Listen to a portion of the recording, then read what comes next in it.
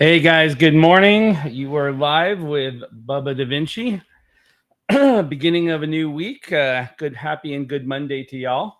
I've got so much flowing around in my brain right now. Ooh, my hat looks bad.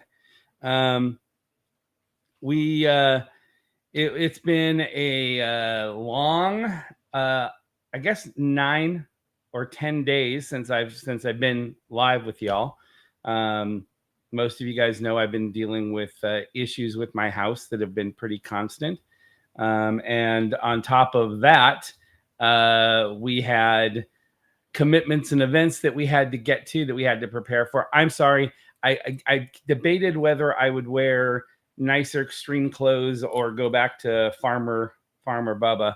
And literally when this stream is over, I've got a meeting with one of the investor slash partners in the company. And then I am out the door because I have an engineer heading to my house actually right now. So, but we'll talk about that and everything else. I hope everybody's doing well. I got a couple of messages from you guys saying, haven't seen you in a while, a little bit concerned, blah, blah, blah. And I appreciate all those comments. I apologize for not replying back. So, most recently, Trainer Club and I were in what I call the Four Corners. And there's multiple places in the United States called the Four Corners, quote unquote. But we were at a brand new event, a first time event in a place called Jay, Oklahoma.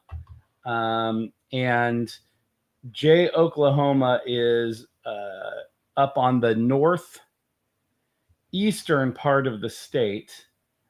And it's surrounded by multiple other states. I mean, it's a very close drive to a lot of things, but Jay is on the Kansas border, the Missouri border, the Arkansas border, and obviously the Oklahoma border. And it's, if you were to pull up a map, there's like a piece of each one of them that kind of cut in and all touch Oklahoma, and Jay sits right there. It's an interesting place because while it's like a 2-hour drive from major cities in each state, it is also 2 hours in the middle of nowhere. There's a couple of little towns around there, like the size of what I live in, but it's a pretty good shot to any major city, and it's a resort town. So it's surrounded by American Indian reservation, actually quite a few reservations, bordered by several really big lakes and mountain ranges. And so the Indian reservations around there, we have BLM, Bureau of Land Management, which is government controlled land. And then you have the lake, and BLM land and the lake are recreational areas. And a lot of companies in the 50s and 60s, when they were starting to look at development, companies like Disney and other really major companies came in here and bought tons of this land, thinking it might, and when I was working with Trainer Club, he was like, really, Disney out here in the middle of nowhere? And what people have to realize is big companies like Disney, who built Disneyland out in California first, and then realizing, having expansion plans and knowing that not only the amusement park, but the resort business was going to get huge, or hoping it would get huge. And I apologize. My throat is super sore. I actually slept like a rock. I'm feeling a little sick from the changes of temperature and everything. Anyway,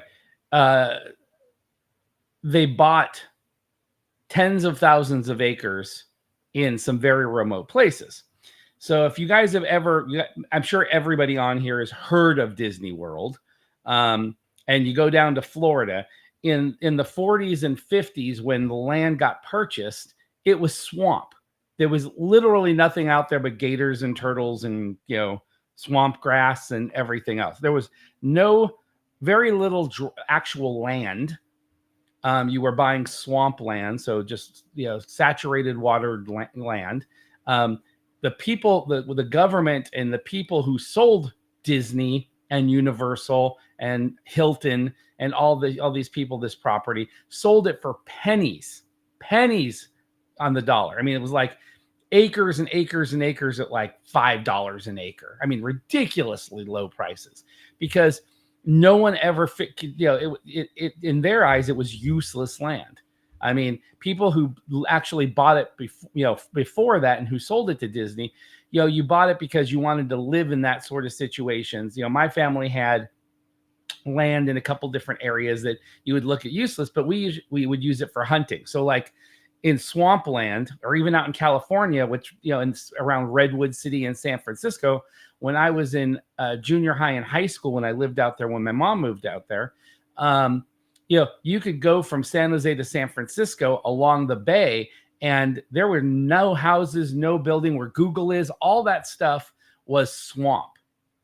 And when Google and those guys bought the property, they got rid of all the natural wildlife areas, and it's called reclaimed land. And they brought in hundreds of tons of rock and dirt and backfilled it. And what all that stuff, including a lot of San Francisco, Most people don't know like 30% of the city of San Francisco sits on reclaimed land. You know, in the 1800s, when San Francisco just started booming, there wasn't enough land, literal land, physical land for them to build on. So they started backfilling.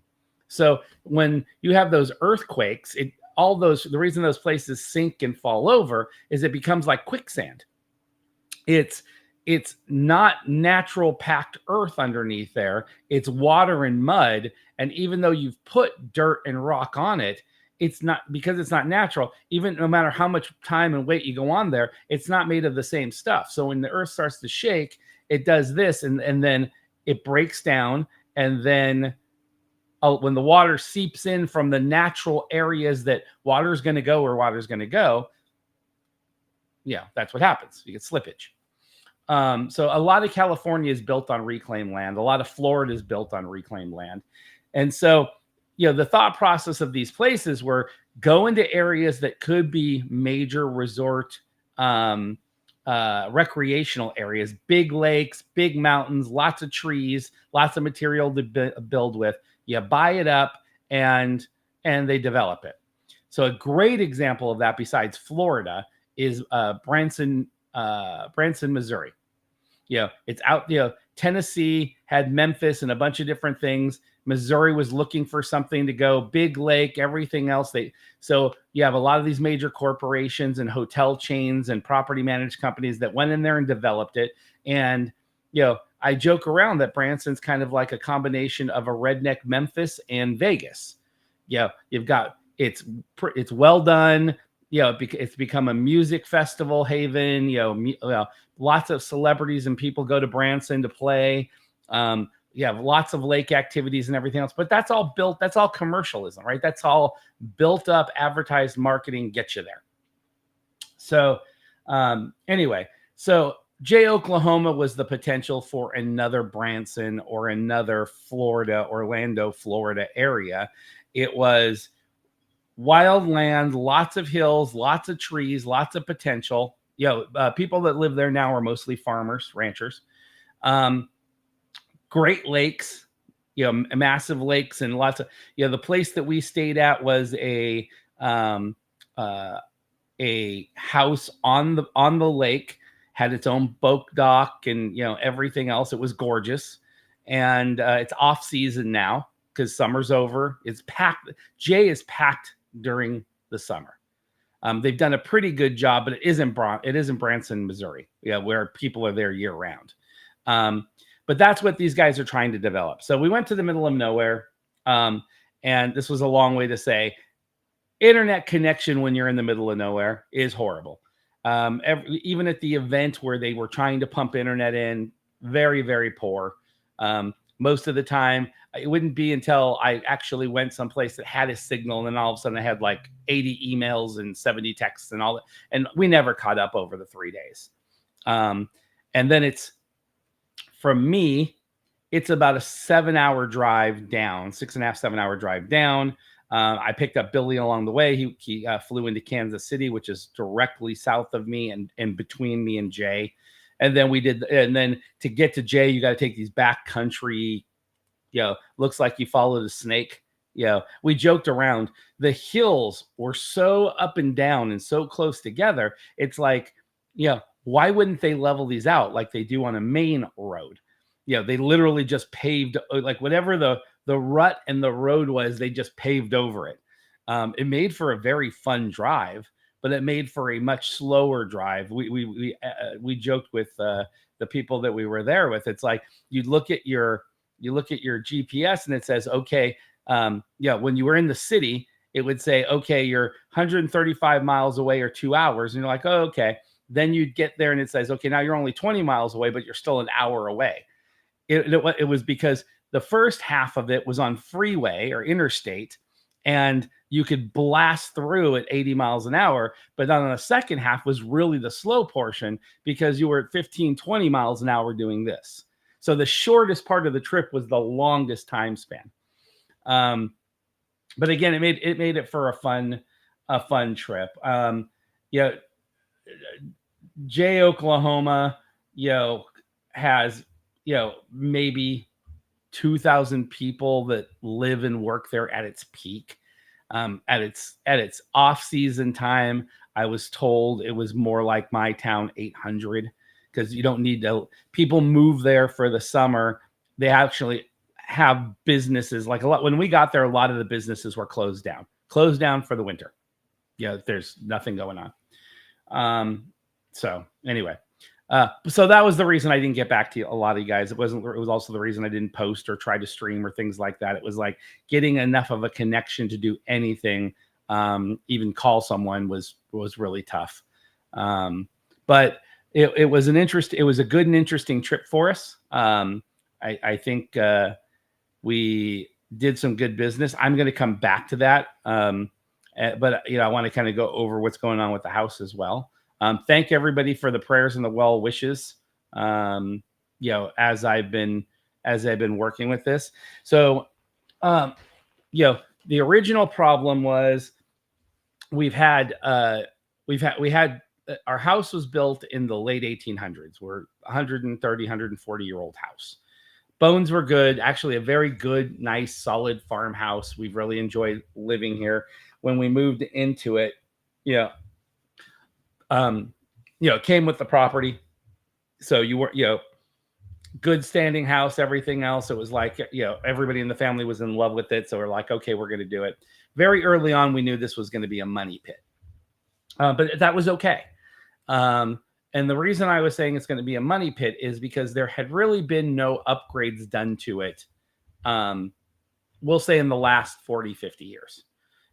Had upgrades been done to it? Of course, because when the house was built, it had no water, no internal water, no plumbing, internal plumbing, no internal electricity. It was, back when the house was made, none of those things existed.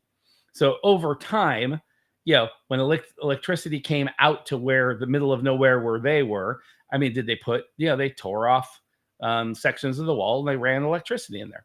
Well, that's one of the problems. So when we bought the house, is there electricity in the house? Of course there is. There's a fuse box downstairs. There's all the different things you need. Problem is they were circa probably 1940s. Yeah, I'll say 1940s. No ground, 2 wires, high, probably 20 gauge copper. And back then they insulated them with cloth. It wasn't insulated with rubber like they are now. And so, back then, that's why a lot of houses, if the 2 wires ever touched and created a spark, the material could get combust and then it could start a fire and things like that. And so, when investigators would come out there, they would go and look at the plug and say, oh, it started here. Because there was no ground to keep everything neutral. And it was, like I said, it was cloth going around it. But that's how houses were built back then. So every electrical outlet in our house were just straight 2-prong, didn't have a ground. It went down to a fuse box that had glass screw-in fuses, not like modern fuses, and the ampage was low. And it's a old pull the giant handle type fuse box. Again, it was a very and until you made the decision that you wanted to change everything, if something goes out or you want to replace, like something goes out in one plug, you can't just pull that one out. The second you crack it open, you have to pull out every single wall and run new electrical through the whole house. And we ended up doing that, but it took, it was a $20,000-$30,000 endeavor, and it was very time consuming. You had to take everything off the walls, and these walls in these old buildings are lathe, which means that you have your studs, and then they fill it with a cottony material, which is your insulation, which breaks down and ends up all at the bottom, by the way. And then they cover it with these thin strip boards, and then they plaster over it with a hard plaster. So when you tear out a wall in a house like this, you have to crack the plaster, and then you have to break out the boards. And if you watch like old movies, or like my daughter's always pointed out when we first got up here, Supernatural. In a lot of those Supernatural episodes, when the two guys were going in there and something was in a wall, they'd break through a wall and all the plaster breaks and there's boards and you get a big circle and you see these broken boards and everything else. That's our house. It's lathe and it's that. A modern house is 2x4s with usually a particle board or some sort of gypsum board, which we call here drywall, that's screwed on there. And you can either break out the drywall and it's just a solid piece and there's nothing behind it, which gives you big voids and makes it easier to work on. And then you just put a new piece of drywall up and paint, tape and texture it, and you put it back up and you're good. So much easier to work on a modern house. But here we don't have to do that. Same thing with the plumbing. So your attitude is it's thin copper pipe that can get holes in it. It deteriorates over time, things like that. And if you have to get into a major plumbing thing, then at that point, you might as well just do all the plumbing, right? In our instance, we actually did our plumbing when we knocked out the drywall to do the electrical. We're like, if we're going to expose all the walls anyway, let's just do both. So there's another 30 grand. And you kind of just work through it. So over time, the reason we say it's a money pit, it's because we're upgrading something that's so old or anytime you find something that's wrong, it's not just doing it to one section of the house, it's doing it to all sections of the house. So when our house was built, it was very common to build rock foundations, which literally means you grab rocks from the area of various sizes and you would mark it out. And then a mason or someone would come in there and they would stack and put mortar, and your whole foundation was on a rock foundation. Now, the problem with rock foundations is over time, they start to deteriorate. Water hits them, the mortar crumbles. You've seen old rock walls that have just completely turned to dust and it's just a pile of rocks. And that's because the mortar that holds them together has deteriorated. Well, somewhere between the 1800s when the rock wall was done and probably I would say the 1920s to 1930s when electricity was coming in and everything else, they said, oh, we need to make something more sturdy. And at that point, you had what was called footers. And a footer is when you actually take all concrete, you mix it, you put a form, which is usually 2x6s. Sometimes they're plywood, but a lot of forms are like 2x6s, 2x8s, 2x12s. And you measure, cut, and you run them along. And then you put rebar in it. And then you back pour your concrete into it, smooth it out, dries out. And that's what you guys see in most of your houses. They're usually 3, 4, 5, 6 foot tall, about this thick. And then they put bolts up in them.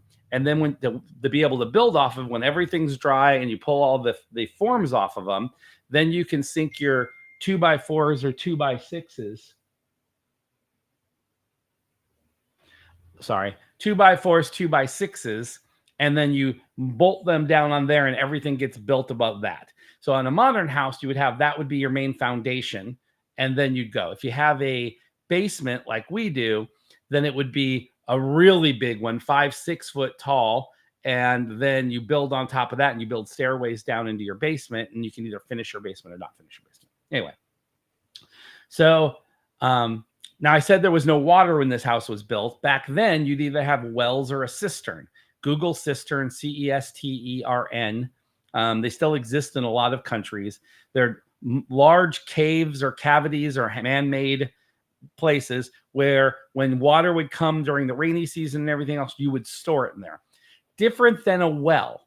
Wells are built over natural springs, and you drill down to them, and the water keeps pumping up and until the pressure hits a certain point, and that's where it ends. And then when you take water out of it, the pressure comes back up and keeps filling it. When it rains, the water goes back into your natural source and it keeps doing it. But that, people drill for wells, and you can do that.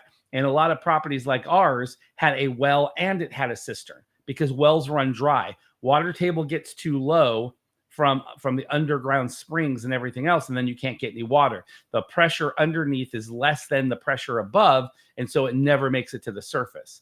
So you had to have a backup system, which is a cistern. Cisterns usually existed close to the house, so the drainage from your house, and you'd have different systems to get the water into the cistern. And then, like I said, then you could pull from your cistern. Well, in the 40s and 50s and 60s, as rural water means coming from, or what you guys call city water, probably. It comes from a resource that that is man-made, and then they feed all the houses through that. So that's where all your waste goes, and from your waste, then it gets recycled and repurposed, and then goes out. And um,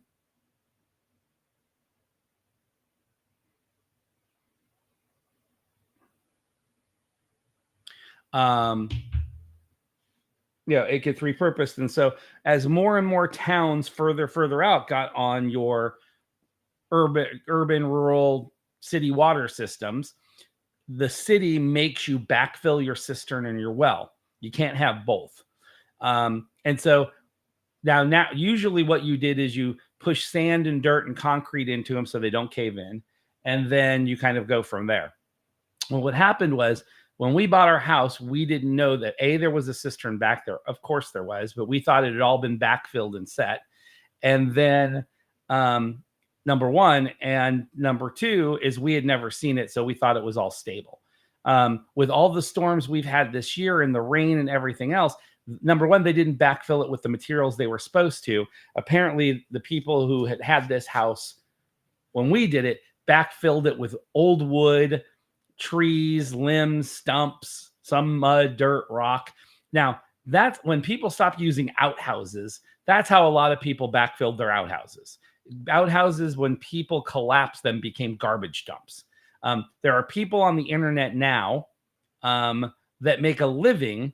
They call I forgot what they call themselves, but something archaeologists. And what they do is they find houses my age, and they ask permission to look around on your property and find out and try to figure out where the outhouse would have been. And then what they do is they go and they get permission to dig in those areas, because not only were outhouses meant for going to their bathroom, but a lot of people use them as their garbage dump, because they were super deep holes, and most of the things you were doing back then were biodegradable. It's like, you would take your leftover food stuff or rotting food stuff or whatever and dump it down the same hole you were taking a dump in. And then it would deteriorate. The bacteria would eat it up with everything else. And when it gets too full, you backfill that hole, and then you lift up your outhouse and you dig a new hole, and then you put it to the new place. And then over the 20, 30, 40 years, that bacteria eats everything up, and it's good for the soil as long as you're putting material that is biodegradable inside there. When people stopped having outhouse or needing outhouses, they just became a garbage dump, especially, and so these guys find, bottles from the 1800s, old dishes, cans, all kinds of things have gotten either tossed in there or fallen down there and then backfilled. So anyway, so they call themselves some sort of archaeologist, and they go, and I've had somebody come to our property a couple of times and ask if they could search for the old outhouse area, and they want to dig it. And we always say no, but that's basically what they did with the cistern, is instead of actually filling it to make sure it doesn't ever deteriorate, they filled it with a bunch of biodegradable material that deteriorates. This year, between an exorbitant amount of rain and the winds and everything else that have happened with the tornadoes, one of the corners of the cistern that we didn't know existed collapsed into that void that's been created by the material that's deteriorated, and then dropped a big hole behind my house, which took the back corner of my house and dropped it in. The distance between the two was like this. The back corner of my house was that. This was the corner of my house, and this is the ground. It dropped this deep, which created my house to tilt. We found out there was a cistern there. We had to dig it up, backfill it, restabilize the land, get everything there. We thought we were done. And then we called the company in to literally drive piers it down underneath my house, and then with a pressure and concrete to lift it back up to hopefully level that side back up. And when we got ready to start, we actually found out that we were a 3-section cistern. 2 more areas collapsed in it from all the stuff everything we put in the first one and then put pressure on it. And as the 18 wheelers and the skid loaders and everything were going off, it pushed over the next wall. And then all that stuff kind of slid over. And then we had a second big void. It did drop the house a little bit. So now just the corner was like this, but now like half the house on the back were sunk in, not as bad. And then we had to dig that one up, backfill that. And luckily on that one, we found out we had a 3-tier system and we had to backfill the third. That third one got lucky. We had a big rainstorm and the rain kind of washed in the hole and fell in and dropped down the tube. And then we discovered the third one. The third one, we were able to backfill from that side. So it never collapsed. And so all 3 were fixed and we were done. So last week, finally, after all bad weather and everything else, the guys came out here. We dug a massive trench around the house, looked like a moat, started putting those things in. They got down to the rock foundation and found out, lo and behold, it had deteriorated or was deteriorating at a super fast rate. Next step was we had to go buy steel beams. And so the idea was we'd knock out some of the stuff that was the most crumbly, put steel beams underneath the footing to stabilize the footing before they broke and collapsed. And then we would jack up the steel beams, creating one big barrier all the way across. And then the rocks could still be there, but the rocks really weren't supporting anything. So bought the only big steel beam that was in the area for that one side. And when we got it underneath and started getting ready to jack it up, the house slipped, creating, I sent Billy and a bunch of people a picture. I'll post it online. Probably a 1.5 inch to 2 inch crack. I mean, I could actually see from my basement outside to the guys working. And they were like, okay, we got to get this done fast. So we got the beam in there and we started lifting up the house. Now, at this point, I only had a crack in my foundation where it dropped and right there. When they lifted up the beams in that house, it created pressure on the front and the sides. Now I have a crack from east to west and a crack from north to south. So it actually broke my foundation in 4 sections.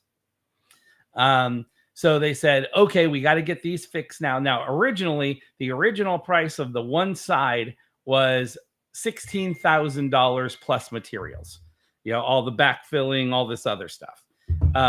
Right now, then another $5,000 for the steel beam.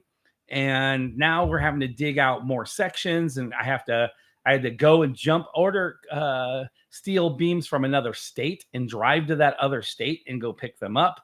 All this is before we were going to beat a massive rainstorm that was coming in. And, that took all of last week up until I was going to leave on Thursday. I couldn't leave my family without having the beams at least in place, even if we hadn't completely lifted yet.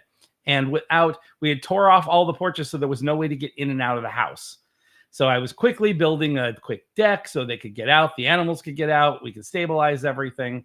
And when I left on Thursday morning, we had beams in place on 3 sides of the house, which looks like only the only places we were going to need them so far, knock on wood. They were jacked up to the point where there was all the pressure was on that footing and the beams. Holes have not been fixed. And I built a temporary deck on the back so people could walk over the moat. So that's kind of where we left it. But it was so bad, before we spend any more money or do anything else, we have to call out a structural engineer. Because with a 4-way crack, your foundation being broken into 4 directions, even with those steel beams and pushing back dirt and everything else, we cannot, nor could the people pushing those piers, guarantee that the house will be able to survive for however long. These piers have a 25-year guarantee. I don't want, what I can't afford to have is him to say, because this structurally broke in these 4 areas, we don't know what's going to happen with the weight of the house and how it's angled and things like that. One good storm or one good tornado winds, could break this thing into 4 pieces. We don't think it's livable. And at that point, we just stop and we figure out where we're going to go from there, besides a bulldozer. But that's who's coming at 10 o'clock this morning, is that structural engineer to say, go ahead and push it back. And, I can tell you right now, we're going to be living with that one corner of the house being dipped, because at this point, there's no way to actually lift the house, because you'd have to try to figure out how to lift 3 sections of the house at the same rate without breaking the front. So it's a horrible situation as far as that's concerned, but we can live with a partial decline in the one section of the house. The only thing that's back there is a spare bathroom and a little closet. It's like a storage closet. And so it's fine. Yeah, we're good. But if we have to tear the whole thing down, that's the whole thing. So that was the beginning of my week. That's why I didn't stream all week, to get this stuff done in the timeline that we were talking about. It was literally me pulling in a truck with a big trailer behind me, driving to go find these materials, because we couldn't afford the 4 to 5 days or weeks it would take to have something shipped from another state in. And then additionally, I needed to be there to supervise and make sure things were getting done. So if something break, we could make a split decision. And even when I left on Thursday for our commitment, I was maxed out. So that's the update on the house. We will know more this morning whether the project is done. I'm hoping it's not done, because we've already sunk so much money into this that my daughter would like to have this house and live in this house after we build the new one and move. And if we can stabilize it and make it safe and she can enjoy the house, then I would love to do that. I hate flushing a couple $100,000 down the tubes and then just not getting anything out of it. But I don't know what you can do. It is what it is, right? And that's kind of my attitude on a lot of this. People are like, oh, I'm so sorry. And it's not ideal, but life is filled with not ideal situations. And you have two things. You can either, wallow in negativity and feel bad and do everything, or you can just kind of look at it and go, okay, what's meant to be was meant to be. What's the solution? What can we do? How do you make the best out of this situation? And if there is no best situation, you realize, something, we live in a world of imperfection, and it's always going to be that way. And these kind of things make you stronger, make your family stronger, and things like that. And it just means I got to work a little harder, to put a little bit more money into something else. And, I've been blessed over the years. Every time something negative happens, something great happens. Like you guys are great. Diabetes made me start to stream. And now I enjoy seeing, Missing O and Wifey and people like that pop on this. On an average day, if I get lucky, there's 7 to 10 of you guys, but it's 7 to 10 new friends, right? Yeah, that's great. So anyway, that's the house situation. Let's go over to this weekend. So Trainer Club and I, you guys know I'm the CEO of a business. What our business does is the idea is to help small businesses get with creators.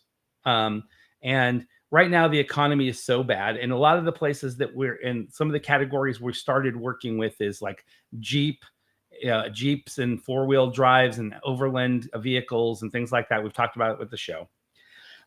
So we've been going to these shows, meeting small businesses who don't have a clue about social media, don't have a clue about how to do their marketing. They go to these events. They hope to sell enough that they can keep trucking and moving, making money and build their businesses. Some have been very successful, millions and millions and millions of dollars based on doing these shows.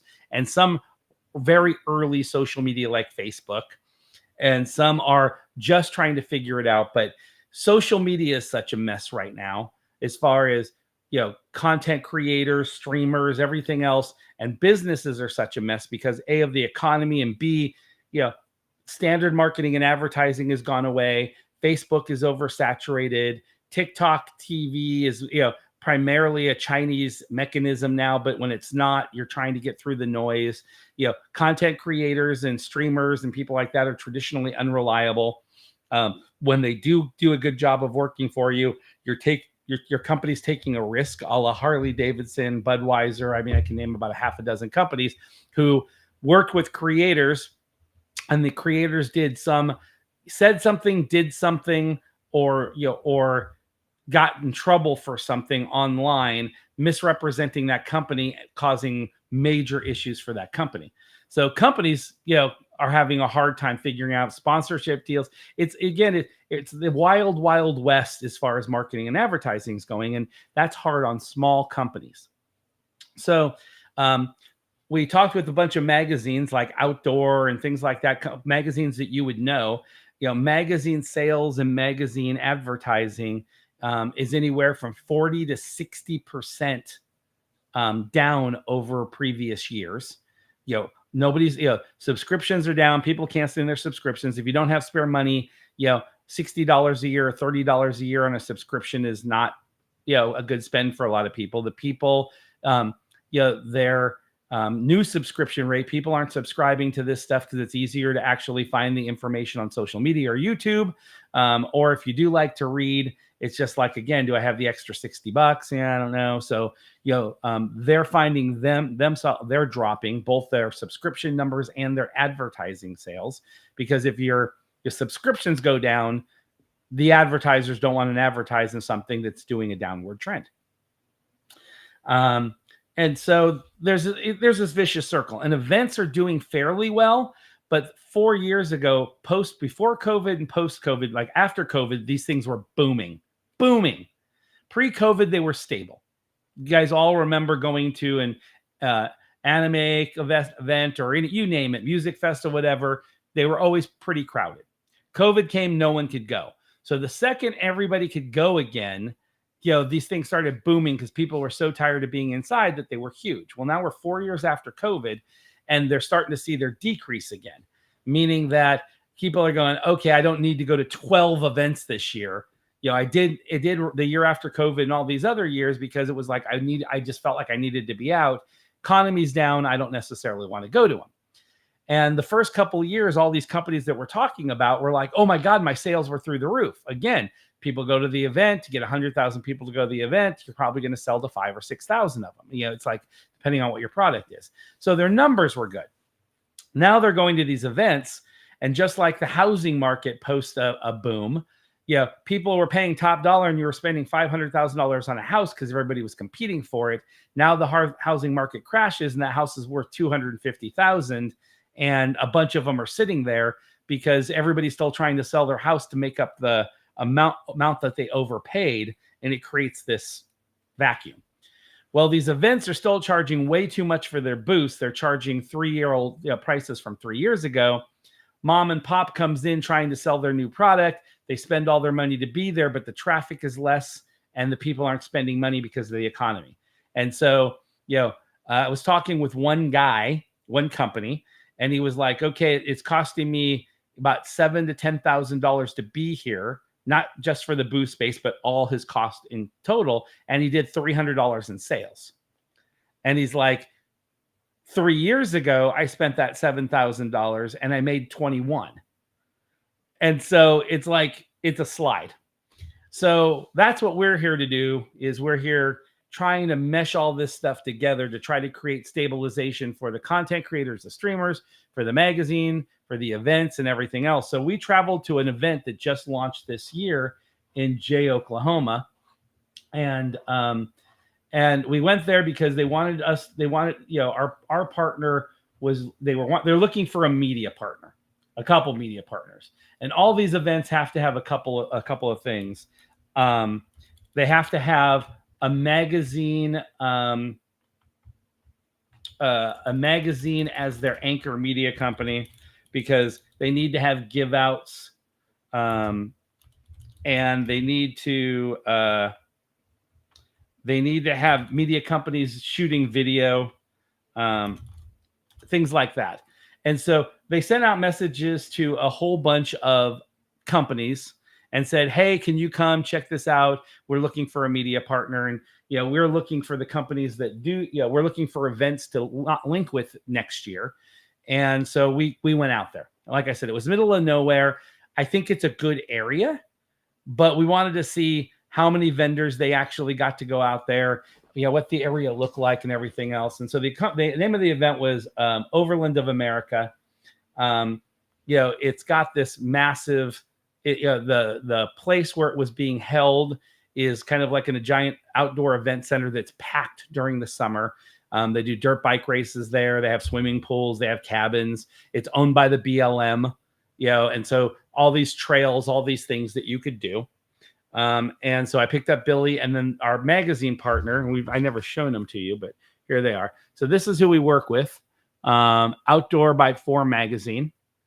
They're actually this issue, the issue that just launched, I got yesterday or day before. It's their 10th anniversary, so they've been doing this for 10 years. The magazine does a pretty good job. It covers. Let me see if I can find a great picture. Far away from home. They do interviews on the campers and all these complete big outdoor rigs. They do travel journals. These vehicles go to different countries. They travel all over the world.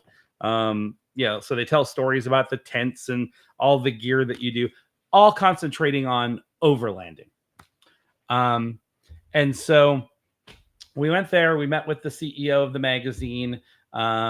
Let's Go Ready Up, my company, along with our Team Stealth. That's our logo. We're there to kind of start talking to the vendors. So it's a search mission for us. We go there, talk to the vendors. What do you guys think of this event? Are you going to come next year? What do you think of the area? You're looking for potential growth. Now, but it's exhausting. We honestly got there to do several meetings with, to sit down and figure out our 2025 partnership with the magazine. And we figured we'd spend about an hour a day at the event talking to vendors. We weren't going to shoot any video. And then we were going to spend the rest of the time working on our plan. We ended up spending almost the entire day, all 3 days at the event. That's not true. On the last day, we spent about 4 hours at the event because I had to get Billy back to his plane. But we were only going to spend 15 minutes there. And then we still ended up doing that and then having to jump in the car and rush because the vendors there, they all wanted to talk. There was very little traffic. And most events, you have a hard time talking to the vendors because when there is a good event and a set event like a Smoky Mountain Jeep event or whatever, there's so much traffic and they're trying to sell. And so you start your conversation, you start filming, and then someone comes in and they have to sell. So then they move over back, and then it's like a back and forth. So your whole day to talk to maybe 5 or 10 vendors takes an entire day. Here, everybody was stopping us and wanting to talk with us because there wasn't the traffic, and every conversation took 30, 40 minutes because they wanted to tell you what was going on with their company. They had met us before, a lot of them, not all of them. A lot of them had met us before at another event, but couldn't afford the time to tell us their story and what they were looking for. At this event, everybody had time to tell us their story, but we were in a rush, but we didn't want to be rude. And on top of that, we needed this information. So we ended up spending a lot of time talking to these companies. And the story was the same over and over and over again. They need us. They love what we're doing. They're like, how do we participate? Because they were saying, we were trying Facebook and Facebook is failing. Because where we used to be one ad and it was easy to find us and click through, now it's like a whole bunch of ads and people are click through rate. People aren't even stopping and reading it. It's like they're blowing by. It's like that's what happens when you get 500 ads an hour. They go, then we did some stuff on Instagram and Instagram's not working. I go, Instagram's Facebook. I can see the algorithms are very similar. We understand kind of how that works. Okay, we get it. Okay. And then we tried TikTok. And, the problem with TikTok is, they spend the money on getting TikTok out there and everything else. But then a competitive product that was a Chinese made product gets their algorithm and slowly starts replacing them. So they become the primary. So you pay for all the work and then another product ends up taking over your space and you're still paying, but they're getting all the traffic. That's the problem with TikTok. And then they were like, so we hired YouTubers and we hired Twitch streamers and you get a mention, but that's not driving any traffic. We're seeing 0 click through. We can pay them as much as we possibly can. And we get 2 or 3 people that buy, but then it's done. And because they're not making any more money, they stop doing it, but we have a contract with them or we're doing this. So it's all the issues that we're hearing, and our brand, our product solves those issues. And so they're like, okay, we want to get involved. And we're like, okay, we're not ready for everybody yet. We're getting ready to go into beta. We have more testing to do, but here's what's going on. Then we hear the sob stories. Here's what we'd really love to do this. We don't know how much longer we can last. A lot of these places, they're people who have sold their houses, mortgaged their houses, whatever, to start their own business because it was very lucrative in COVID and just post-COVID. And they're a little late to the game, or they were successful during COVID and post-COVID, but now that all their eggs are in that basket and it has to work, and now it's not working. And it's like, that's the problem with any easy road. It's like, when you walk down there and you ford a river and it's easy, that doesn't mean it's going to be easy coming back. You always have to have a plan. If it rains, that river goes from fordable to not fordable. And that's kind of how you have to think of business. It's like, you can't just think that everything is going to stay the same. And so that's what a lot of these people did. So we found some amazing products that I'm going to be showing here over the next couple of weeks. But we heard great stories. So like last time I'm getting ready to take a sip. That's why I'm showing you.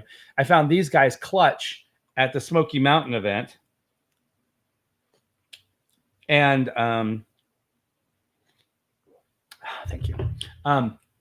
And they're a brand new company. That was their first event, and they did gangbusters. And now they're trying to figure out their plan going from there. And I've had 2 conversations with them because they're like, we're done with events for the year. There was only 1 or 2 left. Our inventory is low. Now we got to figure out our social media and all our other strategies. Can you help us? And I'll say, I'm trying to figure out what we may or may not be able to do with them. But then you have companies like, it's heavy, GoTread. Now, I've been trying to talk with these guys for a couple of years now. I guess 2 years now. That's not true. Probably for 8 years now. Because I wanted to take GoTread into my other set of events, which were the self-reliance stuff. Now, I've ran into GoTread the first time about 12 or 15 years ago. When I think that's about right. No, that can't be right. It has to be way more than that. So... wow, shit, really? 21 years ago is when I found GoTread the first time. So here I am. We live in Texas. Jen's family's up here in Iowa. We're dealing with, in Texas, we deal with a lot of mud. Iowa, you deal with, all the way up to Iowa, you deal with a lot of snow. I was in Oklahoma, same place, same state. And we had a massive snowstorm that started in Oklahoma and went all the way up north. And when you hit to Oklahoma, people were sliding off the road. I mean, literally, whoosh, whoosh, because in Oklahoma, you don't get as much snow as you get ice. Road gets wet, freezes. It's not a place that gets a ton of it, so they don't have a lot of equipment to do it. So the roads had frozen over, snow on the outside. People would shoot off into the medians. Lots of car accidents. Lots of people got hurt. And then you get stuck down there because you had Oklahoma mud covered in snow and your tires couldn't catch. Now, I was in a big 4-wheel drive vehicle. I knew how to drive on that from my past life. And so I was pulling people out a lot, but I even got stuck once or twice. So we continue our journey north. And I got to Wichita, Kansas. And we slid off the road from black ice and got into a ditch, and I got stuck, and I could not get that 4-wheel drive out. There was a town. It was right on the outside of a town. Right. It was actually right outside of Wichita, but it wasn't. We weren't in Wichita yet. And there was a little town. And I can't remember the name of the little town. I want to say it's Emporium, whatever it is, outside of Wichita. And I could see up ahead the small town. I told my wife and the girl. It wasn't girls back then. It was one. And stay inside, keep the engine running, everything else. I'm going to walk out there, see if they can call a tow truck or there's someone that can help us get out, yank out, and blah, blah, blah. And I got to the gas station. The guy goes, our tow trucks are out everywhere. It could be 6 to 10 hours before we can help you. And the guy goes, here, I'm going to lend you something. And he goes, and then just bring them back afterwards. And I said, okay. And he hands me this stack about this thick. And these things were about this wide, literally that wide. And he said, take these out there. And he goes, unfold them. And he goes, put them under your wheels. And they're called Go Treads. And he goes, you do that and you push it under your wheels and they will automatically gravity feed under your wheels. But now you're running on these tracks instead of the mud, and it will get you enough traction in 4-wheel drive. Then your back wheels will hit them and it'll do it again. And he goes, and just keep pushing, because once you get momentum and you get out of those holes that you've dug, you got to keep going. Then please get up on the road, walk back, get them for me, and then bring them back to me. So I said, okay, did it. Holy shit, worked the very first time. Never seen anything like it. Was like, oh my God, these are amazing. Got them, picked them up, drove back to the gas station, had them. I washed them off for the guy, folded them back up, gave them to the guy. I go, where do you get these? I've never seen them before. And he goes, it's a Wichita-based company. They're called Go Treads. And that might not have been the name back then, but whatever. It's a local company that made them. And a lot of the guys here use them. Everybody here buys them because it helps you get out of the mud and the stuff and blah, blah, blah. So I bought a pair. I got into Wichita, I bought a set, and I carried them with me for years until they broke. Well, when I got into four-wheeling, I found out that this family had gone from making those little skinny ones to making one specifically for 4-wheel drives, and this is them. So they're about twice as wide as the other ones. They still design them the same way. They stack. This is how they sit in your vehicle in a bag. And then they're all linked together, and you unroll them. And one side of the tread sinks into the dirt so they don't shoot out, and the other side is what your tire rolls on. And it's an amazing product. And I hadn't seen them at any events. Nowadays for 4-wheelers, they've got the flat boards. Same theory, but they're just one solid thing. And people like them because you can hang them from the side of your vehicle, and they look cool. I'm sure you guys have seen them. They're about 3 to 4 foot long. They're usually bright orange, and they're mounted on the top or the side of a 4-wheel drive vehicle. Problem is those are a bitch to carry. And I have no idea how you got through, Xavier, but that's okay. And so anyway, I went and talked to the guy. I saw Go Treads there. I said, Billy, I love these guys. I've been wanting to talk to them for years. Let's go over and talk to them. And the guy there his name was Aaron. He's the son of the inventor. So his dad invented these in the 70s. His dad sold them for years. They've been sold worldwide. His biggest deal is with the military. And, I thought about it, and when I was in the military, we used something similar, but I found out it wasn't similar. It was actually his product. Go figure. And we've had that happen a couple of times to us now at a couple events, Billy and I. And so we're here, that we're talking to him, and he's like, yeah, my dad, retired, and I took over the business, and I'm doing this, and I'm trying to figure all this out and everything else. And now he's got a ton of competitors, because you have all these hard tracks, not ones like his that rotate. And so I asked him, I was like, so which one's better? I've got several 4-wheel drives. I haven't bought any of your tracks for years. I thought they were still the skinny ones. I haven't seen them anyplace.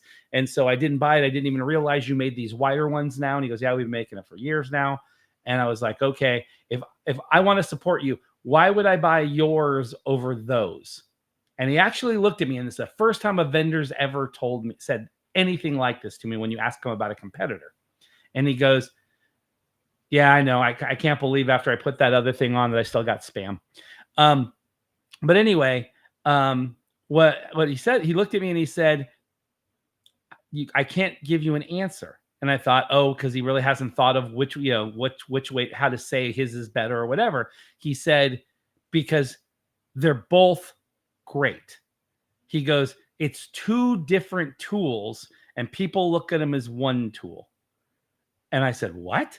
And he goes, so I recommend the solid boards. I think I did mod you, but I'll double check it today. I go, he said, there are times that my track system are worthless. He goes, like in water or in super, he listed a bunch of areas. He said, because ours have to have something hard, like payable dirt, in order for ours to catch and get you out. We are great in the snow. We're great in certain types of mud. We're great in the grass. We're great in sand. And he goes, those other ones, people break them all the time because you put it in something that is, that is too rigid but has an empty area, and then it snaps because it's a hard material. They're not meant to have too much bow or too much flex. And he goes, and they're air filled. So in things like water, the buoyancy actually helps keep them and keep when you're getting out above the water. Mine doesn't do that. And he actually created the new version of his on all those longer tracks, the big solid boards. They have 2 holes in them. So like his are folded and they're already linked together. And if you need a longer one, you can have 2 of them and snap them together. Those boards, you can't do that. So they created these things so you can use tie downs and link 4 or 5 of them together to make a longer run if you have to get out of a longer thing of water or a bigger area.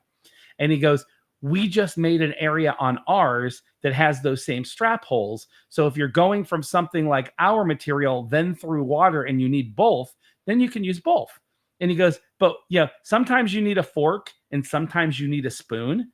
And he goes, and sometimes you can use a fork as a spoon and a spoon as a fork, but there are times that you can't. He goes, that's what this is. And he goes, but I can't convince the other companies to work with me to say that. He goes, because we're not competition. He goes, I have a patent on mine. They have a patent on theirs. And he goes, we're complementary.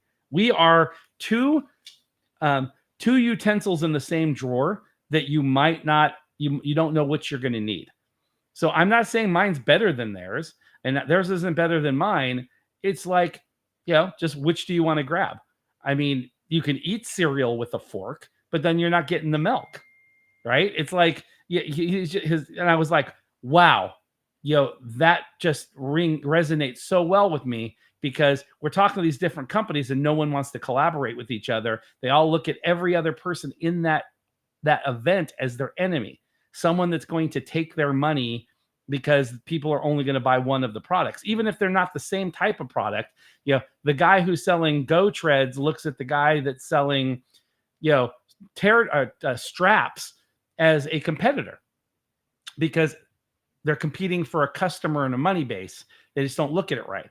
So it was a big paradigm shift for us. But hearing these stories and talking to Aaron, it was like, I loved hearing about his dad. I loved hearing about the struggles. I love hearing about what he's doing and how they've innovated and what they keep doing. And it's like, how do I get that information out?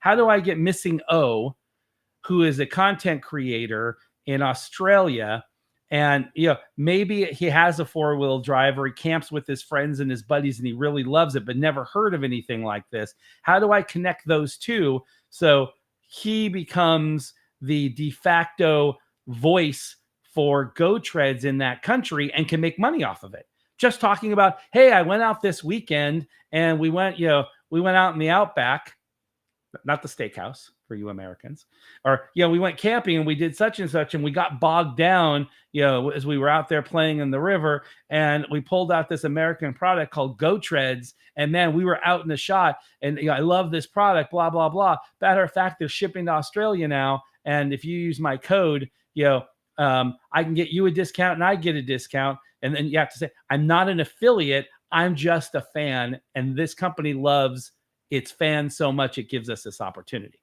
because we're not an affiliate program. This is about selling your passion.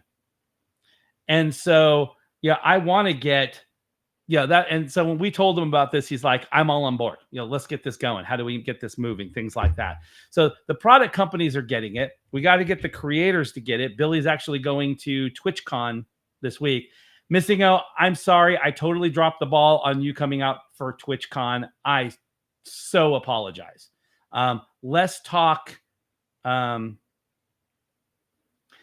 but I've already had 2 people hit me up from your group on this, so I really wish you would go away.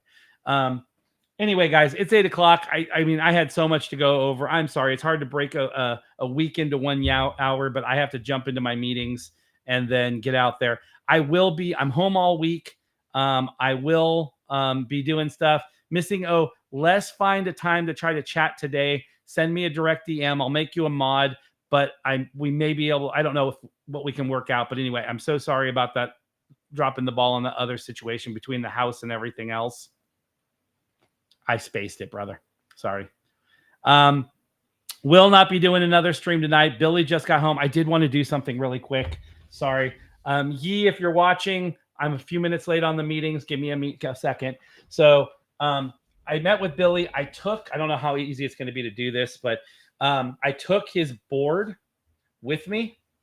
I wanted to show him how far I had gotten on his board.